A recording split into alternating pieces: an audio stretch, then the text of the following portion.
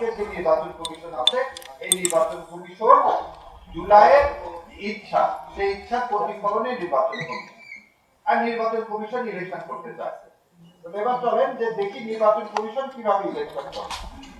Article 120 বলতেছে, এই ভাগে নির্বাচন কমিশনের উপর ন্যস্ত দায়িত্ব পালনের জন্য যেরূপ কর্মচারী প্রয়োজন হইবে, নির্বাচন কমিশন অনুরোধ করলে রাষ্ট্রপতি নির্বাচন কমিশনকে সেইরূপ কর্মচারী প্রদান করিবে।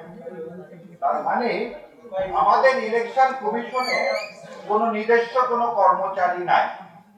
আবার বোঝেন, ঢাল নাই, তলোয়ার নাই, নিধিরাম সরকার। এই নির্বাচন কমিশন যেটা গঠন করা হয়, সেই নির্বাচন কমিশনের কোন লোক নাই। কি নাই? রিটার্নিং অফিসার তার নাই, প্রিজাইডিং অফিসার তার নাই, পুলিং অফিসার। তাহলে এরা কার? এরা কার? প্রিজাইডিং অফিসার কি DC, deputy commissioner. Pulling officer কারা? রাষ্ট্রীয় কর্মচারী। এবার আপনাদেরকে আমি একটা একটা করে দেখাই কিভাবে ইলেকশন ইঞ্জিনিয়ারিং। বাংলাদেশে সর্বপ্রথম ইলেকশন ইঞ্জিনিয়ারিং বাংলাদেশের কথা বলতে এই কারণে 70 সালের ইলেকশনটাকে একটা প্যারামিটার ধরা হয়। 70 সালের ইলেকশনটাকে একটা প্যারামিটার ধরা হয়। সেই 70 সালের ইলেকশনে কি হয়েছিল? 70 সালের ইলেকশনে একটা মাত্র পলিটিক্যাল পার্টি ছিল, আর মৌলানা ভাসানী ও অন্যরা ভোট বর্জন করল। তখন আওয়ামী লীগ তখন ভোট একমাত্র ভোট করল।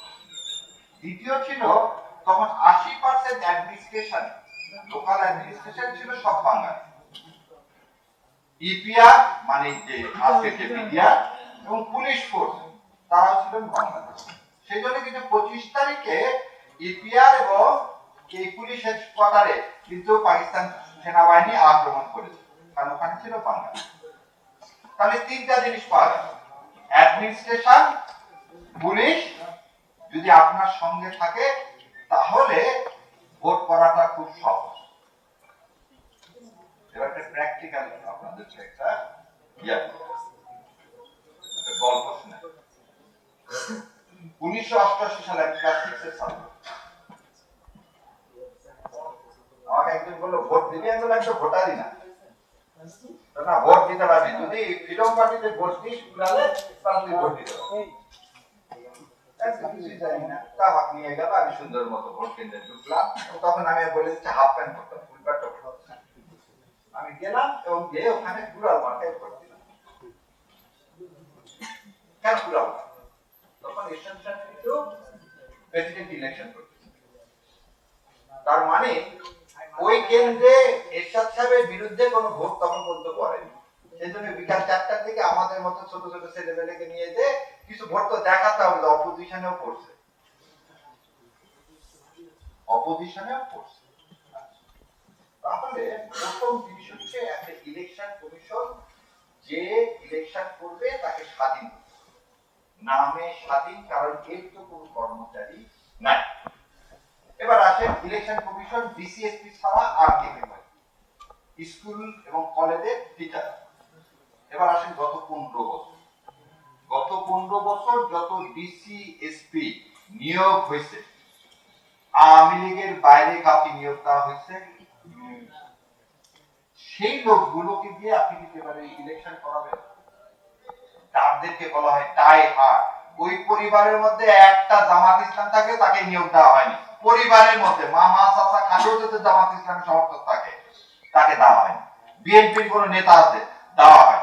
তার মানে হচ্ছে এরা যে বলা সাচ্চা মুসলমান, এরা হচ্ছে সাচ্চা আওয়ামী লীগ। এই সাচ্চা আওয়ামী লীগের প্রশাসনকে দিয়ে তাতে ইলেকশন করবে। এবার আসে প্রতিটা এমপির আগে ইনকাম কি ছিল জানেন? এমপিও ভুক্ত কলেজে শিক্ষক নিয়োগ, একটা শিক্ষক নিয়োগ করলে 15-20 লক্ষ টাকা। তাহলে স্কুল কলেজের যে শিক্ষক, সেই শিক্ষক গুলো কিন্তু গত 15 বছরে নিয়োগকৃত আওয়ামী লীগ। আসেন জুডিশিয়াল সার্ভিস কমিশন, যে ম্যাজিস্ট্রেট, এই জুডিশিয়াল সার্ভিস কমিশনে সভাপতি ছিল জাস্টিস এনায়েতুল হক, যে নিজেকে ডিক্লেয়ার করছিল শপথবদ্ধ রাজনীতিবিদ। তার কাছে সব জায়গায় সততা আছে, এক জায়গায় নাই, সেটা তো আওয়ামী লীগের। তিনি যখন যাদেরকে ওই ভাই বাবুদের জিজ্ঞাসা করতেন, যদি দেখতে টাকলুর উপরে কোনো কাপড় আছে, প্রথমে বলতো ও তুমি তো এজেন্ডা নিয়ে আসবে। সে যতই বলুক না আল্লাহ বলছে সেজন্য। আর একটা জিনিস জিজ্ঞাসা করতো, তোমার পরিবারে কেউ মাদ্রাসা করে? সেটা ফার্স্ট হও আর সেকেন্ড। আমার জুনিয়র আছে, ও 3 বার ফার্স্ট হয়েছে জুডিশিয়ারি পরীক্ষায়, তাকে নেওয়া হয়নি কেন? তার দাঁড়িয়ে আছে। সো এই জুডিশিয়ারিতে যারা আছে তাদেরকে নিয়ে আমি কি জন্য এই কথা বললাম, দেখেন গাজীপুরে আমি ধরে নেন একটা ম্যাজিস্ট্রেট, আমার কাছে একটা মেয়ে আসলো, একটা মেয়ে ইন্টারমিডিয়েটের পরে প্রথম জিনিস আমি কি জিজ্ঞাসা করি, কাগজপাতি দেখার আগে ওর এনআইডি কোথায়, আর কি আর তো ওখানে আছে আয়ো সাহেব এনআইডি কোথায়, এনআইডি নাম্বার লাগেনি তো আপনি এফআইআর এর মধ্যে, স্যার ওনার এনআইডি নাই। ও এনআইডি নাই, কেন এনআইডি নাই? এই কথাও জিজ্ঞাসা করেন। এনআইডি নাই হলে আমার মধ্যে একটা খটকা লাগবে। কি খটকা লাগবে? যত বয়স হয়, তাহলে ওর কি আছে? জন্মগত সার্টিফিকেট। সে যদি কলেজে পড়ে তাহলে ম্যাট্রিক পাস করছে, সার্টিফিকেট কিন্তু কি লেখা থাকে? পাসের সার্টিফিকেট, ডেট অফ বার্থ লেখা। আপনি কিচ্ছু দেখলেন না, 17 বছরের মিশরীয়কে আপনি এগুলো বানায় দিল, আপনি অন্ধের মতো 2 বার কি দিয়ে দিলেন? রিমান্ড দিয়ে দিলেন। এই ম্যাজিস্ট্রেটকে দিয়ে আপনি ভোট করবেন? এই ম্যাজিস্ট্রেটকে দিয়ে আপনি কি ভোট করবেন? পরিবর্তন কোথায় হলো? ওই ম্যাজিস্ট্রেট শোকজ করছেন? করেননি। ওই ম্যাজিস্ট্রেট কি ক্লোজ করছেন? করেননি। ওই আয়োগকে কি আপনি কোনো পানিশমেন্ট দিয়ে সাসপেন্ড করছেন? করেননি আজ পর্যন্ত। আপনি একটা জিনিস বলি, তফসিল ঘোষণার পরে কিন্তু সমস্ত কিছু আসবে নির্বাচন ইলেকশন কমিশনের হাতে। ইলেকশন কমিশনার অ্যাপারেন্টলি তো দেখাতে হবে সে নিরপেক্ষভাবে একটা ইলেকশন করতে চায়।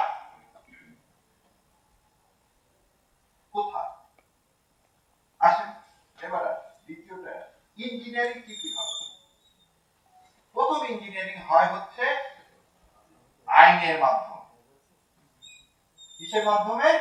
আইনের মাধ্যমে। কিভাবে আইনের মাধ্যমে হয়? এটাকে বলা হয় যে এই যে নির্বাচনী এলাকা থাকে না, নির্বাচনী এলাকাতে কোন গ্রামের লোক কোন পার্টিকে বেশি ভোট দেয় এটা কিন্তু আমার জানা আছে।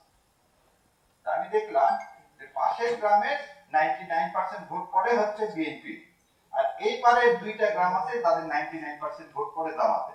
অথবা এক কাজ করে এখান থেকে একটা গ্রাম কেটে ওই পাশেরটার সাথে জোড়া দিয়ে দিই, তাহলে কি হয়ে যাবে? এখানে 99% হবে, এটা তো 45% হয়ে গেল। এই ইলেকশন কমিশন এই কাজটা করছে, গাজীপুরে করছে, ফরিদপুরে করছে, বাগেরহাটে করছে। হঠাৎ করে তুমি জুলাইয়ের ইয়াতে এসে কোনো রাজনৈতিক দলগুলোর সাথে না বসে তুমি ডিমার্কেটিং করলা কেন? কনস্টিটিউয়েন্সি কে বলছে? আরেকটা জিনিস বলে আমি কি ভয় পাচ্ছি? আমি বলতেছি এইগুলো জিনিস আমাদেরকে ফেস করে। আমার ভাই যেটা বললো যে ডাকসু আর ন্যাশনাল ইলেকশনের মধ্যে কি পার্থক্য সেইগুলো একটা একটা করে দেখাচ্ছি। তাহলে আইনের মাধ্যমে আপনি এটা করবেন। আইনের মাধ্যমে আরেকটা কি করা যায়? Voter registration. আজকে ভোটার রেজিস্ট্রেশন নতুন করে ভোটার হালনাগাদ করা হয়েছে, খুব ভালো। আপনি 1% কেন রাখলেন ইন্ডিপেন্ডেন্ট ভোটারের ক্ষেত্রে? 1% কেন রাখলেন? ভোট দেওয়াটা তো সাংবিধানিক অধিকার। সংবিধানে বলা আছে যে কেউ আপনি দাঁড়াতে পারবেন। 1% আসলো কোথায় থেকে? 1% আসলো এই দুটিটা আসলো এই 72 সালে শেখ সাহেবের করা। এই 72 এর তো আমরা মানি না, এটা তো হাদির মৃত্যুর পর ছুঁড়ে ফেলে দিলাম। তুমি স্বৈরাচার ফ্যাসিবাদের যে ডকুমেন্ট তারানোর আমাকে আবার ভোট করতে বলতেছো? আমি এটাকে মেনে নিয়ে যাবো? তাহলে আমার হাদিকে অস্বীকার করো না। তুমি এক কলমের কোথায় 1% কি অমিট করতে পারতে না? না তুমি করো না, কারণ তোর উদ্দেশ্য খারাপ। কি উদ্দেশ্য খারাপ? ওই জন্য বললাম। এবারে 76 জনকে ইন্ডিপেন্ডেন্ট ক্যান্ডিডেট তাদের কি করা হলো? বাতিল করা হলো। এই নির্বাচন একজনে বলে যে বেশিরভাগ ক্ষেত্রে বিয়ে। তার মানে আমি দলের বাইরে যে স্ট্যান্ডিং নিব যে আমি একটা সৎ মানুষ, দল আমাকে দেয়নি, দল টাকা লোককে বিএনপি হাত করে বলছে জামাতের অনেকে আছে বলে আমি আমি আমার দলকে তো মতে নেই। আমি ভারতের আধিপত্যবাদের বিরুদ্ধে আমি ইলেকশন করব। তাহলে আমাকে এই যে 1% নিয়ে আসতে হবে, মানে কি 1% এই লোকগুলো সবাই জেনে গেল এই লোকগুলো আমাকে ভোট দিবে। আমরা ভোট কি বলতেছি, গোপনে দিতে হবে না ব্যালট? আপনি প্রকাশ্যে ব্যালট হয়ে গেল 1%, তাহলে এই কেন করে দিবেন জানেন? ওই ভোটের 3 দিন আগে এদের বিরুদ্ধে সব আপনি কি করবেন, মামলা দিয়ে এগুলো সবগুলোকে জেলে দেবেন। এটাই গত 53 বছর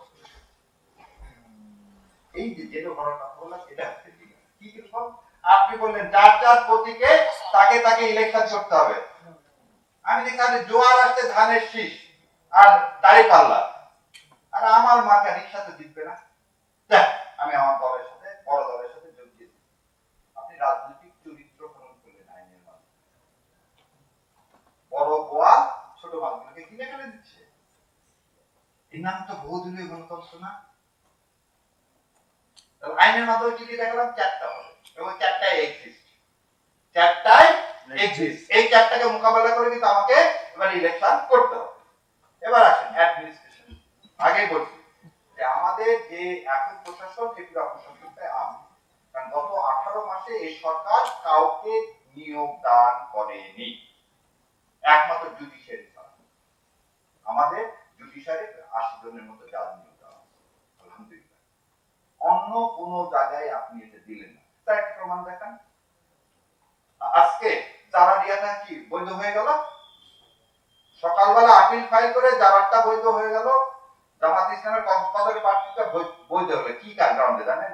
বলতে এটা কিভাবে রিটার্নিং অফিসার এটা করলো, এই রিটার্নিং অফিসার এটা করলো কিভাবে?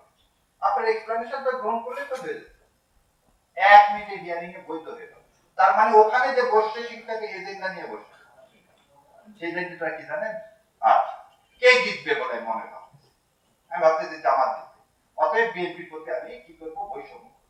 আমি যদি ভাবি না, তারেক রহমান ফিরে আসছে, এখন হয়ে উনি চলে যাচ্ছেন ক্ষমতায়, আমি ওনার বিরুদ্ধে মানে নিরপেক্ষতার আচরণ করে পরে খাগড়াছড়ি ট্রান্সফার হবো।